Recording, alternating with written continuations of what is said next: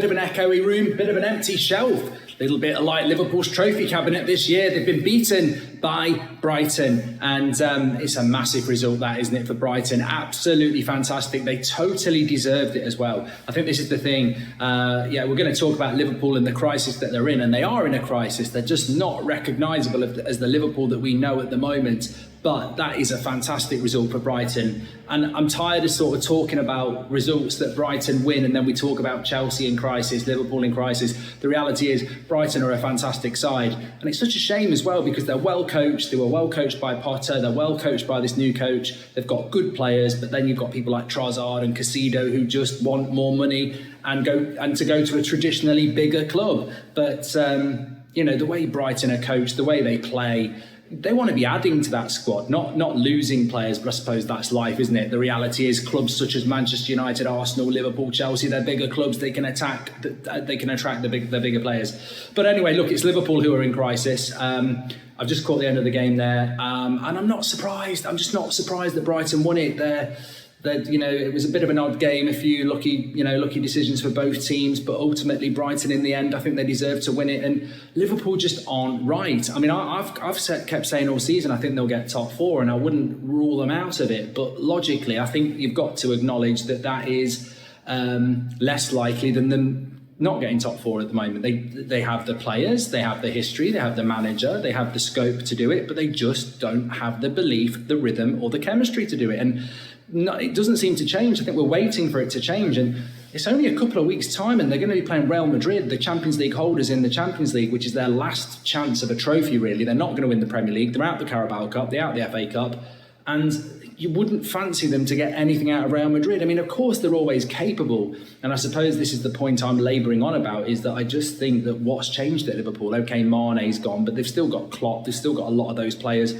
I just don't think they've got the belief. I don't think they've got the desire. I don't think that's a conscious thing. I don't think Liverpool players are going on the pitch and not trying, but it's just not working. It's not working. I said it a couple of weeks ago. I think it's the end of the era for this Liverpool side that's done so well over the last few years. I do think it's the end of an era, and I think it's a rebuild. Brighton, what an incredible football club they are. They are getting so much, so right, so often. And today, they have eliminated the holders of the FA Cup with aplomb. And not only have they done that, but let's put it in context. Fairly recently, Brighton have lost Basuma, Cucurella, White, Trossard, and Mwepu, Byrne, their manager. They had no choice but to drop their star midfielder, Caicedo, and still they managed to dismantle one of the most expensively assembled teams in the world. What a club. The running of that club truly blows my mind. They are sensational. You know, with regard to most football clubs, certainly mine, probably yours, we could say this phrase and it'd be completely accurate. That club, X, has more money than sense. X can be anyone. Chelsea, more money than sense. Definitely. Manchester United, more money than sense. Almost definitely. Liverpool, you can make your case. Tottenham, who knows? West Ham, probably, right? X has more money than sense. There aren't many clubs that this is applicable. The club has more sense than money. And that is Brighton. The club have more sense than money. You know what? Under most circumstances, if a star midfielder was going to leave the club, it would be dreadful news for that club. Regardless of who the club are, by the way. It doesn't matter whether it's Real Madrid. If Real Madrid were about to lose Tchouaméni, it'd be bad news.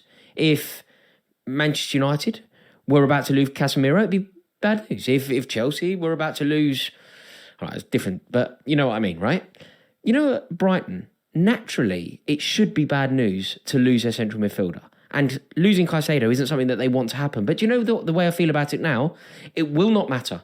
Because the recruitment at that club is so elite, so well prepared, so well versed, and so perfectly researched that it will not have an impact. They will lose Caicedo, they will replace Caicedo, and they will bring in somebody who is perfectly equipped to play the De Zerbi system and to embrace Premier League football. They are mind-blowingly brilliant. In fact, I think they are the epitome of a well-run football club.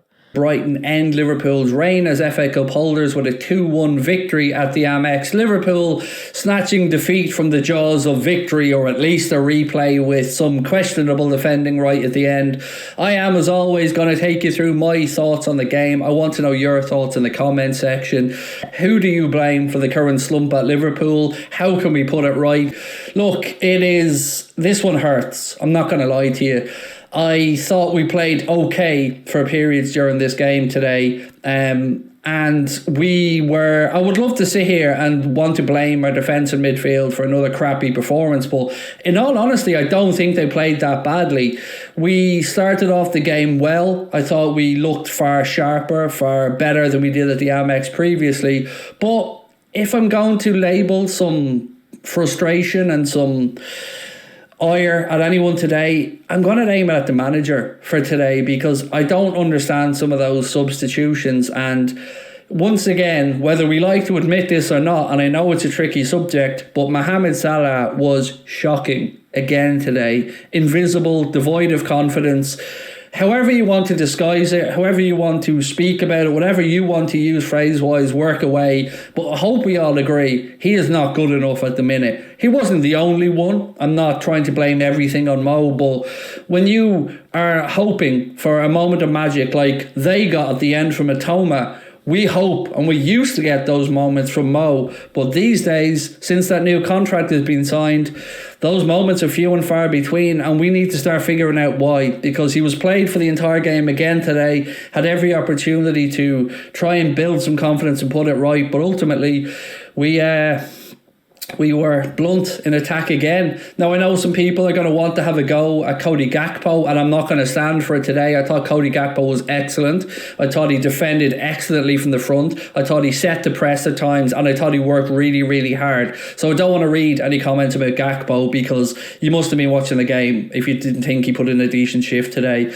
But we were lacking in the two wide areas in attack, and I know Harvey Elliott scored and was assisted by Mohamed Salah, but other than that, it was just meh, and it just wasn't good enough. Brighton have beaten Liverpool and knocked them out of the FA Cup. A fantastic Mitoma goal to give Brighton the win late on in the game, and a Liverpool side that should have been reduced to 9 men in the game. A Liverpool side that almost won the quadruple last season.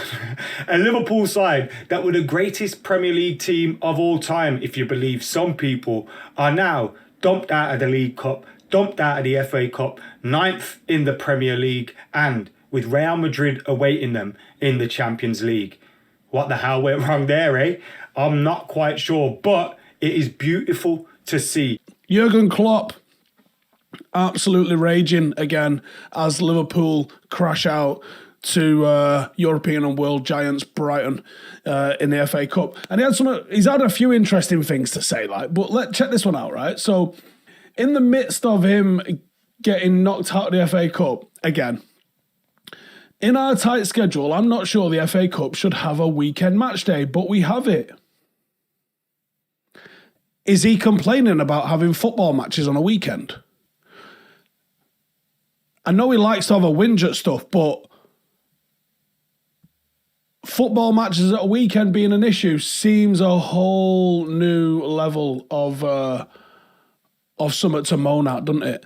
And also, Trent got hooked and was not happy about getting hooked, but thoroughly deserved to get hooked. And now Liverpool are trying to buy a new right back. So that's an interesting one, isn't it? Basically, Liverpool season is over now, right? They've got Real Madrid in the Champions League. There's no way they get past Real Madrid in the form that they're in. I believe they've won 1 out of the 6 matches that they have played in 2023. 1 in 6, which is absolutely abysmal, if you ask me. I'm just going to check how many United have played in that time, because I believe we've played at least the same, if not more, because it feels like we've just got game after game after game after game. So 1, 2, 3, 4, 5, 6. So they had 6 games, of which they have lost to Brentford 3-1. They drew with Wolves 2-2. They lost to Brighton 3-0. They then beat Wolves in a replay.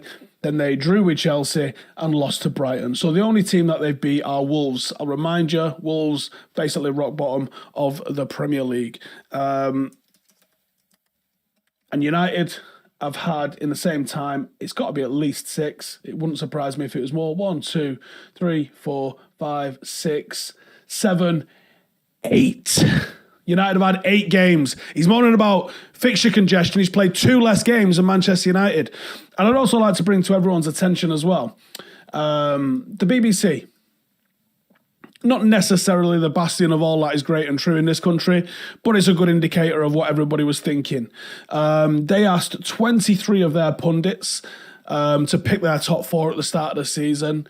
Not one of them had Liverpool finishing outside of the top 2, and 10 of them had Liverpool winning the league. So I don't want to hear that the writing was on the wall for a long time for Liverpool, because that's not what everyone was saying at the start of the season.